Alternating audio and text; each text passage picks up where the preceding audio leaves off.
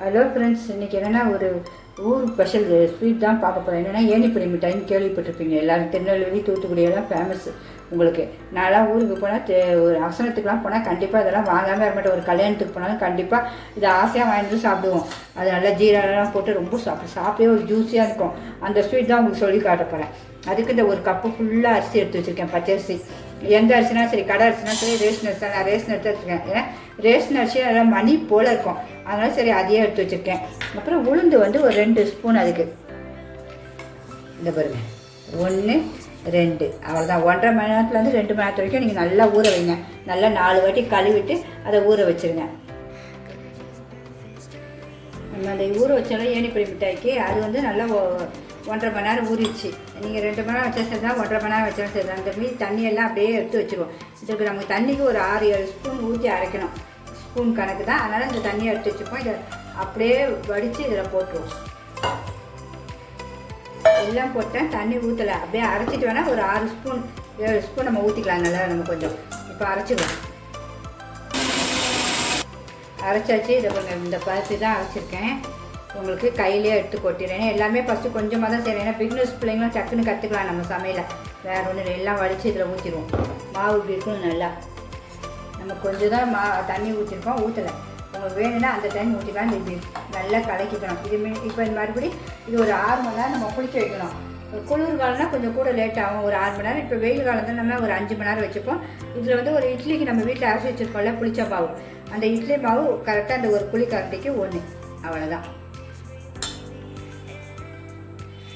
எந்த ஒரு ஸ்வீட் செஞ்சாலும் உப்பு போடும்போது கொஞ்சம் லைட்டாக தூக்கி கொடுப்போம். லைட்டாக ஒரு சிட்டிக்கை போடுவோம், வேறு ஒன்றும் இல்லை.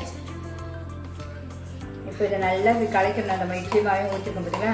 இப்படி நம்ம பண்ணால் நல்லா அழகாக வரணும். நல்லா சுத்தம் போது இப்படி வரணும். உங்களுக்கு வேறு ஒன்றும் இல்லை, நல்லா பார்ப்போம். இது வந்து ஒரு 5 மணி நேரம் கழிச்சு நம்ம இப்போ நமக்கு வெயில் இது அப்படியே நல்லா மூடி வச்சுட்டு 5 மணி நேரம் கழிச்சு பார்ப்போம். இப்போ இந்த ஏணிப்படி மிட்டாய்க்கு நம்ம பாகு காய்ச்சிடுவோம். அதுக்கு ஒரு கப்பு ஃபுல்லாக எடுத்துருக்கேன் சீனி, சர்க்கரை. இதுக்கு 2 கப்பு ஃபுல்லாக தண்ணி ஊற்றிடுவோம். 2 கப்பு தண்ணி.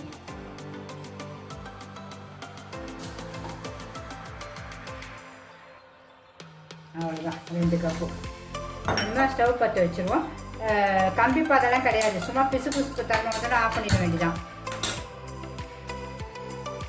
பிடிச்சிருந்தா கண்டிப்பாக ஒரு லைக் பண்ணுங்கள் ஃப்ரெண்ட்ஸ். கொஞ்சம் அப்படியே கலக்கி விட்டுருங்க. அதில் அகலமான பாத்திரத்தை தான் வேணும். நம்ம அதை சுட்டு இதோட தான் போட போகிறோம். நம்ம ஏணிப்படி மிட்டாயை போட்டு எடுக்க போகிறோம் ஒரு 5 நிமிஷத்தில். இதிலே கொஞ்சம் ஏலக்காய் பொடியும் போட்டுருவோம். ஏலக்காயும் சுக்கும் சேர்ந்து தான் நினைக்க வச்சுக்கேன். உங்களுக்கு சுக்கு ஓகேன்னா போடுங்க, எனக்கு பிடிக்கும், அதனால் நான் அதையும் சேர்த்து ஒரு வாசனைக்காக கொஞ்சம் போட்ட ஒரு பிஞ்சு ரீஃபண்ட் ஆயில் தான் ஊற்றுறேன். ஏணிப்படி மிட்டாய் பண்ணுறதுக்கு தான் கடாயை வச்சு எண்ணெய் ஊற்றிருக்கேன். அதுக்கு தான் ஒரு கவரும் எடுத்துருக்கேன். இதில் ஓட்டை போட்டு அந்த மாவை ஊற்றி நம்ம இப்படியே புளியணும். அதை உங்களுக்கு காட்டுறோம். அப்படியே ஸ்டவ் பற்ற வச்சுருவோம். இந்த மாவை சும்மா இப்படி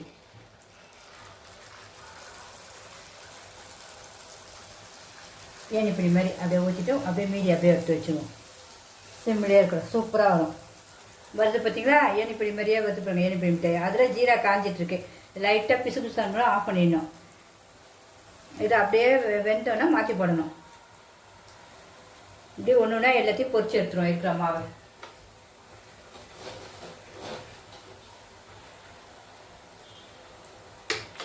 நம்ம திருநெல்வேலி ஸ்பெஷல் ரொம்ப இது. எனக்கு எங்கள் ஃபேமிலி எல்லாருக்குமே ரொம்ப பிடிக்கும். இது இன்னும் கொஞ்சம் வெந்தோன்னா மாற்றி போடுவோம். கொஞ்சம் ஸ்லோவில் தான் வச்சுருக்கேன்.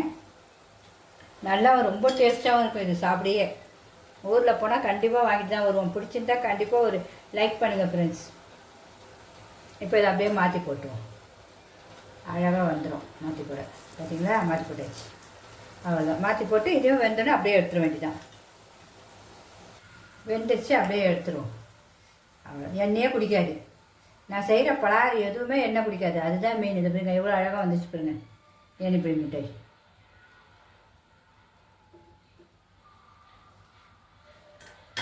அடுத்தது ஜீராவை பார்த்துருவோம்.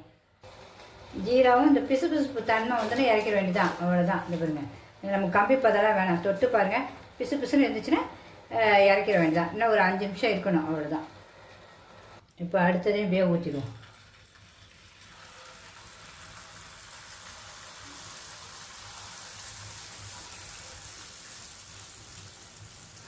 ஊற்றினோடனே அழகாக வந்துடும். ஆனால் பொறுமையாக இருக்கணும். இதை எப்படியே சுட்டு வச்சுருக்கேன் பாருங்கள். 2 அழகாக சூப்பராக சுட்டு வச்சுட்டேன் பாருங்கள். இப்போ 3வது எவ்வளோன்ட்டு மாவில் எத்தனை வருதுன்னு மட்டும் பாருங்கள். ஸ்வீட்ஸ் நம்ம கடையில் வாங்குறதோ வீட்டில் செஞ்சு எவ்வளோ லாபம் பாருங்கள். ஆரோக்கியம் வேறு மெயின். வேறு எந்த கெமிக்கலும் இதில் கிடையாது. உங்களுக்கு வெறும் உளுந்து அரிசி வேகட்டும். அடுத்த செட்டை போட்டேன். அடுத்ததான் ஊற்றியாச்சு.